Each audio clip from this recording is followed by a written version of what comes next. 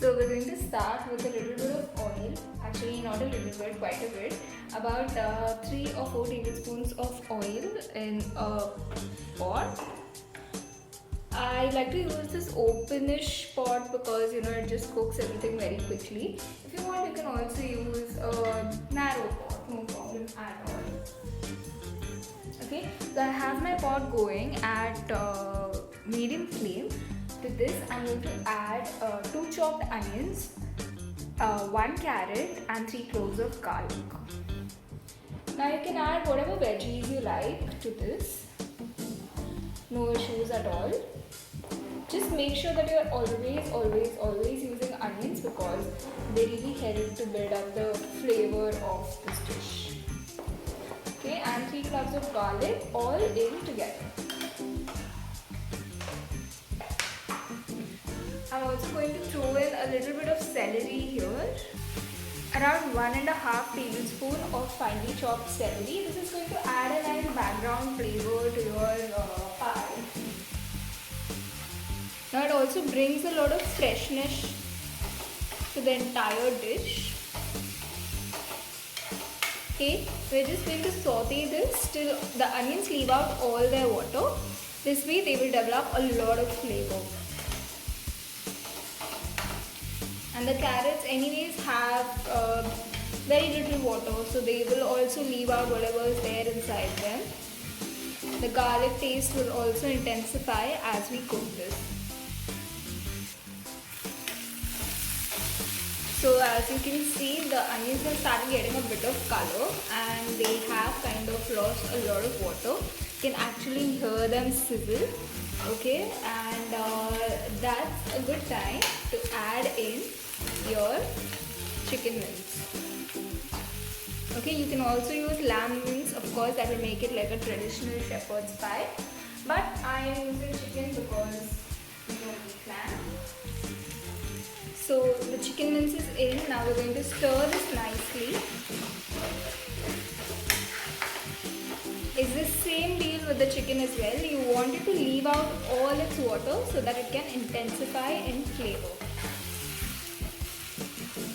Of course, because I'm not using lamb here, I'm using chicken, the flavors are going to be a bit different.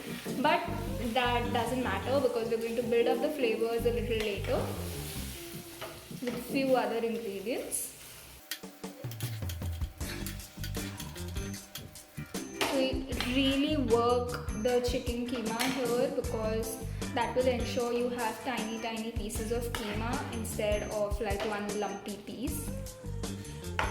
Alright. Okay, bringing my flame back up to a medium and we're going to let this cook openly without closing the lid because like I said, we want all that water to evaporate.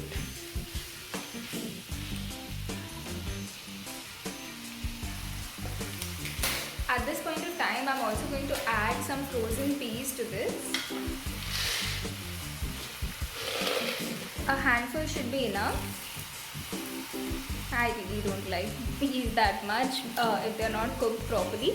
So I like to add them early on so that they have enough time to go nice, soft and mushy. There you go. We'll stir this again,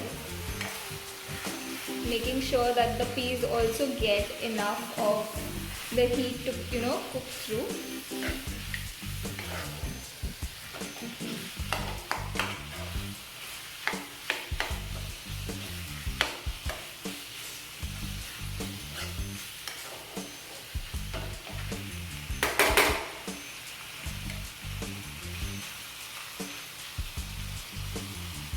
So this should take about 5 to 6 minutes to cook through properly.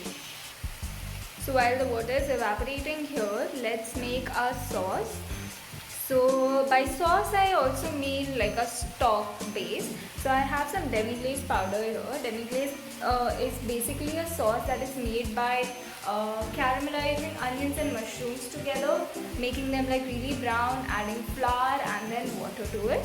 But nowadays you also get demi-glace powder very easily. It's a very good hack to use when you want to intensify flavors and save up on cooking time. To this I'm going to add 1 stock of chicken, 1 cube of chicken stock. Okay, so just 1 here. Okay, this will add a nice flavor. You can also use water if you don't have any of these, but I would highly suggest that you go and look for these.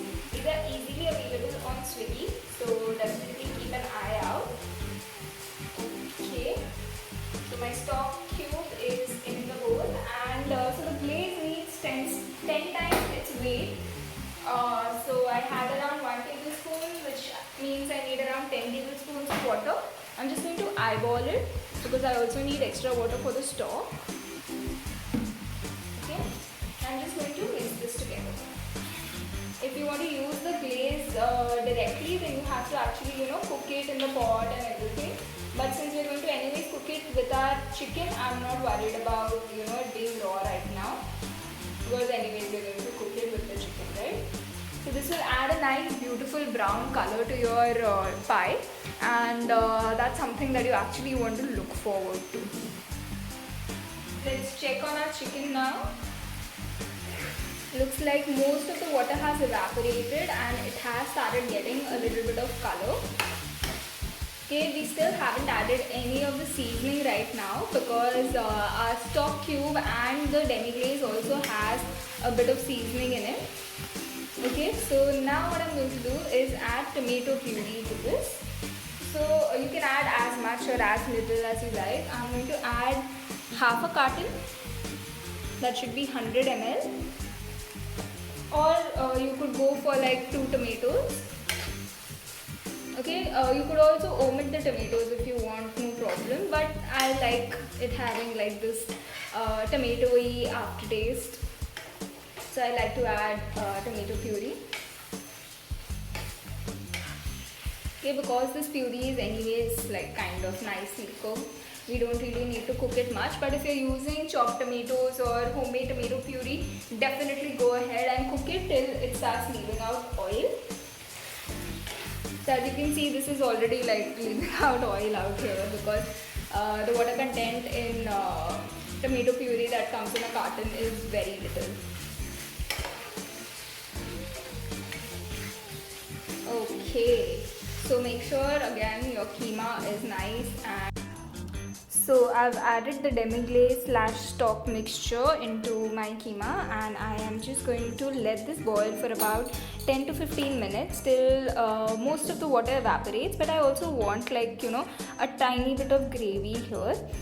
So in my demi glaze sauce there's also a little bit of flour, so that will help thicken this out completely. If you're not using the demi glaze powder, add in a little bit of flour to this so it becomes nice and thick as it's cooking. So now it's time for my favorite thing. We are going to make mashed potatoes that go on top of our pie. So I have 4 boiled potatoes here. I've just normally boiled them in a pressure cooker like you would for a paratha. I'm going to lightly mash them with my whisk before I start whipping them. So you could also like just mash them and use them, or you could whip them like I am. I really like the airiness that whipped potatoes have, so I like them whipped. Okay, so once I have like lightly mashed them with my whip itself, I'm going to add some butter. Now don't be alarmed, I'm adding quite a bit because I love butter, and this is unsalted butter, so I'm going to add lots of salt now. Okay, quite a bit.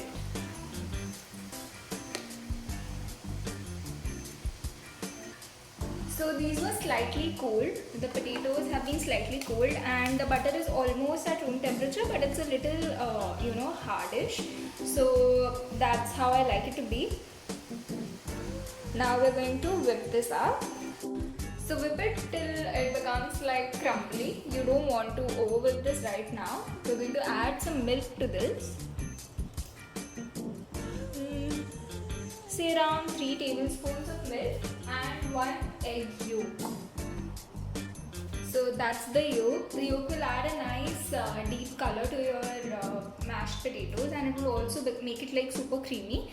Plus it will give a great color once it's baking. Okay. So now let's whip this up.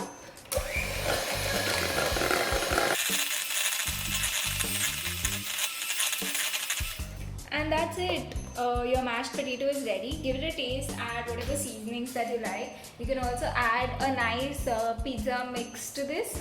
You know the small sachets that you get with your pizzas?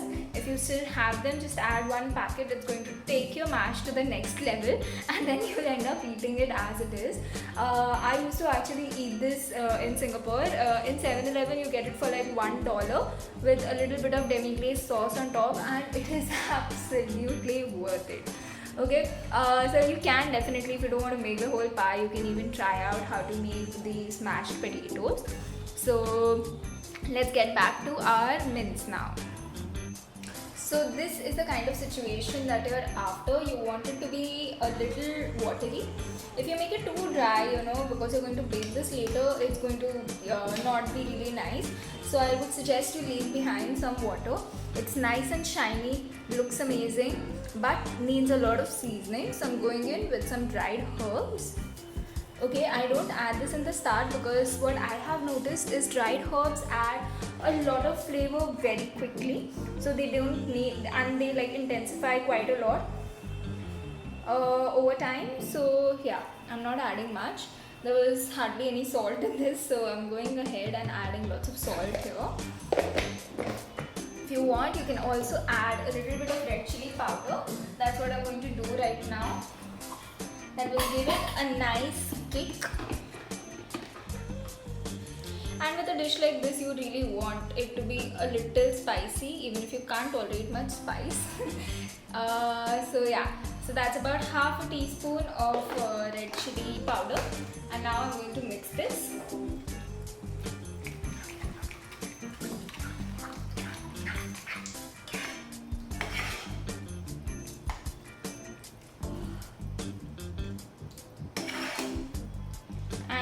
Give it a taste, check for seasoning, adjust as required. So now let's assemble our chicken shepherd's pie. I'm going to add all the keema that we prepared earlier in this oven safe bowl. This is a Corelle bowl, so it says it's broiler safe, so that's why I'm using this. If you have an oven safe dish, go ahead and use it. You can also use a cake pan if you want. So just go ahead and add all of this in. It looks like quite a lot, right? Now over this, I'm going to add all my mashed potatoes. So I'm just going to spoon it over first, and then later I'm going to spread it off. So what I've done is I've added a little bit of black pepper and pizza seasoning to my mash to add that nice kind of a taste to it.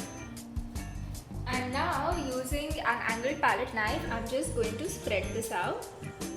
It's okay if all that liquid from your shepherd's pie comes up. If you want to avoid that, you'll actually have to cool this down and then get to it and all of that. But really, who has the time for it? This tastes so yummy on its own. I can't wait to eat it.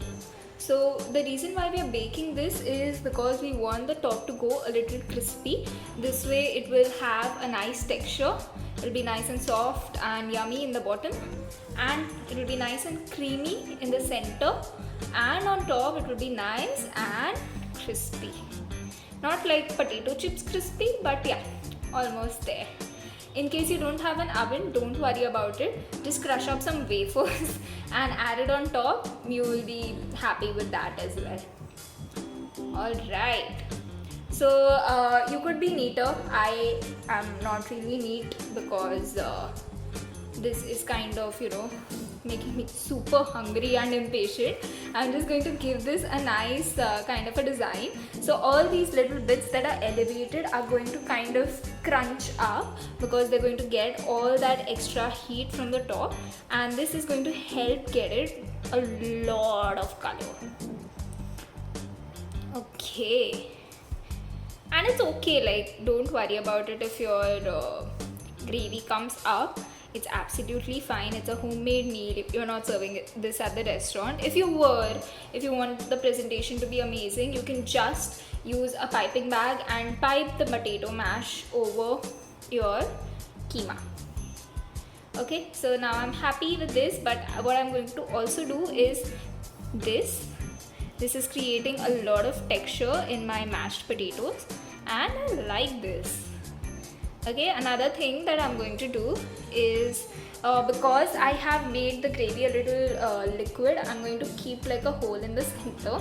I know this will ooze out a lot of liquid over the mashed potatoes, but I don't want it to have like a hole in the center, you know, because the gases might get trapped. So this is the way out for the gases.